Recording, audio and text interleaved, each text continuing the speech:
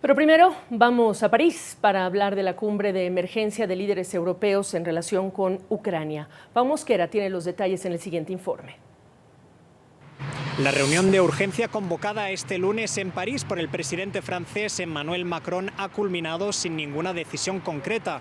Más bien ha servido para que los diferentes líderes europeos convocados debatieran y reflexionaran sobre el estado actual de la seguridad del continente, ahora que la fractura entre Estados Unidos y Europa se ha hecho más evidente. Una fractura que se ha ensanchado después de que el presidente estadounidense Donald Trump haya manifestado su intención de liderar junto a Rusia conversaciones para lograr la deseada paz en Ucrania. Algo que ha molestado y mucho, entre otros, al propio presidente ucraniano Volodymyr Zelensky, quien exige estar presente en esas conversaciones, pero también a Europa, quien se siente excluida y quiere tener voz y voto en las mismas.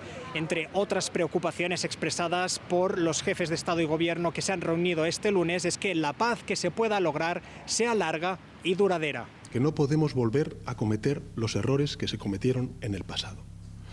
Porque no es la primera vez que la Rusia de Putin se anexiona territorios que le son ajenos. Ha ocurrido durante la pasada década y, por tanto, no podemos hacer que estas conversaciones de paz supongan un nuevo cierre en falso. Tienen que ser una paz duradera y tiene que ser una paz justa. Otro de los asuntos abordados y que genera especial preocupación entre los reunidos es la seguridad del continente. Estados Unidos, a pesar de ser aliado de la OTAN, ya anunció que de aquí a futuro no priorizaría la defensa de Europa y Ucrania. Y eso genera alarma porque algunos líderes han alertado en meses anteriores de la posibilidad de que Vladimir Putin tenga una ambición expansionista que vaya más allá de las fronteras ucranianas. En caso de existir ese riesgo, Europa por el momento no cuenta con las capacidades militares suficientes para hacer frente a un reto de ese calibre. De ahí que la presidenta de la Comisión Europea, Ursula von der Leyen, sugiriera este fin de semana congelar las reglas fiscales del bloque comunitario para que los países miembros puedan gastar más en defensa. Esto es, aunque incurran en déficit y deuda. Sin embargo, esa es una idea que todavía deben tratar más a fondo para lograr, entre otros, esa unidad con la que dar respuesta a este reto de seguridad. Para CNN, Pau Mosquera, Madrid. Bueno, vamos a hablar de lo que ocurrió este lunes allá en París. Yo le agradezco a Iván Pilip, miembro de la Junta Directiva del Instituto Kasla, exministro de Finanzas de República Checa y exvicepresidente del Banco Europeo de Inversiones, que nos acompañe porque es de madrugada allá en Praga. Gracias, Iván. A ver, Europa ha tenido un solo día antes de las reuniones de esta delegación estadounidense y la delegación rusa. ¿Qué se puede decidir en la antesala de una reunión en la que no están incluidos ni Ucrania ni los líderes europeos hoy? ¿Qué se pudo realmente avanzar?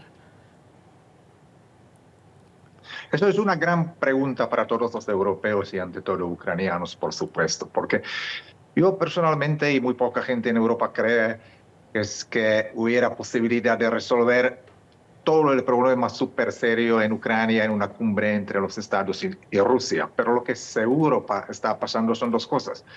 Primero, una división entre los Estados Unidos y Europa en la estrategia hacia Rusia. Y segundo, el hecho que los Estados Unidos tratan de negociar con Rusia sin invitar a los representantes de Ucrania, que es un país que sufre bajo una agresión del Imperio ruso.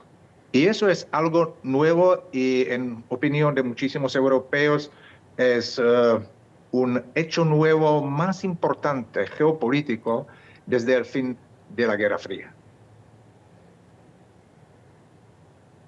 Fíjese nada más. Ahora, porque hay que recordarle a nuestros televidentes, estamos hablando de las decisiones que se tomaron en París para ver cómo se va a responder a Rusia, por un lado, cómo se va a apoyar a Ucrania y quizá también de la misma importancia el futuro de la seguridad europea, ni más ni menos.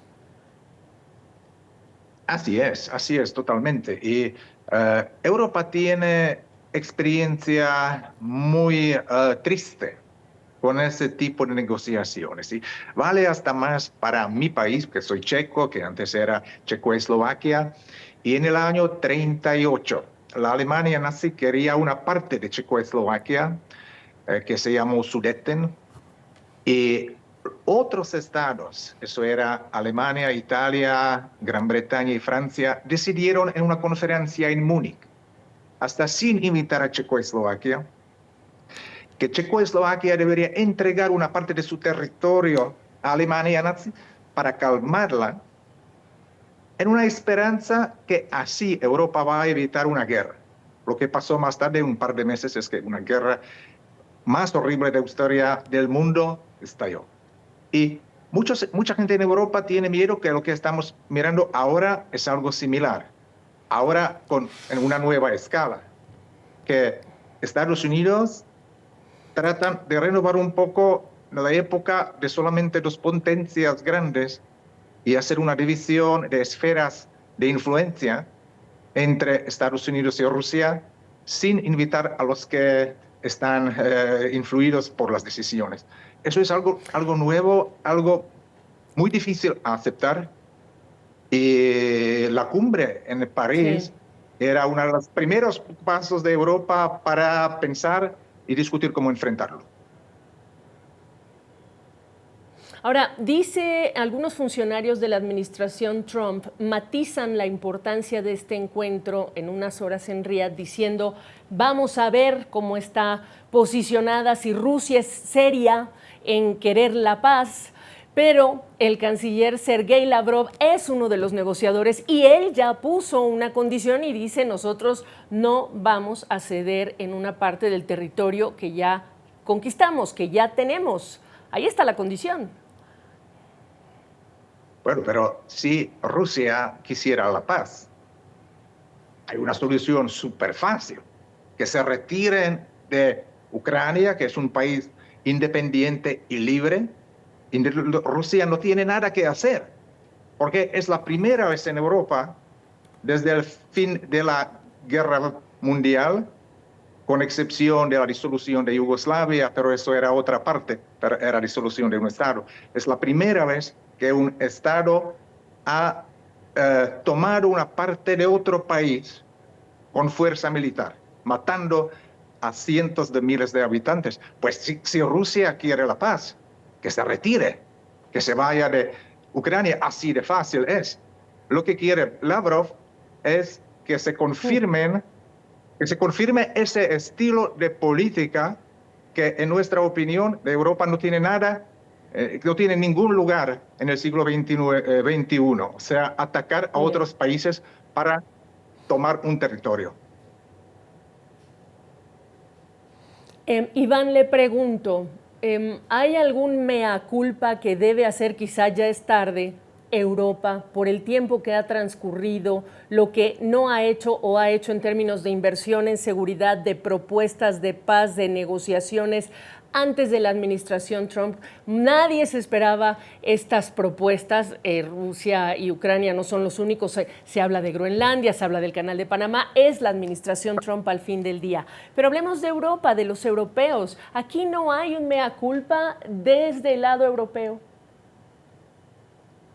Claro, Europa tenía mucha confianza en la OTAN y en la relación entre Estados Unidos y Europa, y también subestimó el imperialismo ruso, la venganza que Putin personalmente y Rusia quiere hacer después de haber perdido la Guerra Fría. O sea, para Putin la disolución de la Unión Soviética era una tragedia geopolítica. Y bueno, en Europa estábamos mucho tiempo muy tranquilos, sin prepararse para este peligro y también confiando mucho en los Estados Unidos. Pero ahora yo creo que Europa ha tomado la lección y la cumbre en París era uno de los primeros pasos para, tener una estrategia propia, y esperamos más en una alianza estrecha con Estados Unidos, pero queda claro que Europa tiene que hacer mucho más como continente para protegerse y garantizar su seguridad y seguridad de sus aliados como Ucrania. Por supuesto. Pues estamos pendientes a lo que ocurra en Riad y en una semana tan importante. Le agradezco la oportunidad de esta conversación. Es de madrugada ya, así que gracias nuevamente. Él es Iván Pilip del Instituto Kazla, exministro de Finanzas de República Checa. Gracias. Buenas noches. Muchas gracias por la invitación. Buenas noches.